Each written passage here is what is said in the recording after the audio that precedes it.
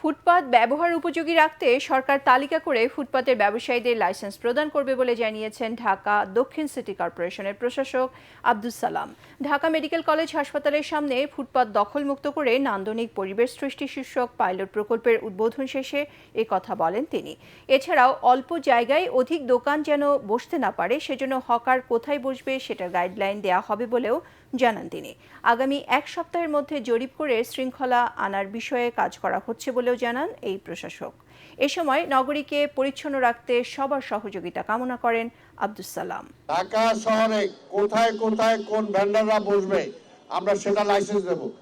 এইখানেও কিছু দোকানপাট আমরা দেব, কিন্তু সেটা আমাদের থেকে লাইসেন্স নিতে হবে যাতে পরিষ্কার পরিচ্ছন্নতা রাখে ঠিক থাকে। আমরা সব জায়গায় ভেন্ডারদের দেব, কিন্তু কয়টা দেব?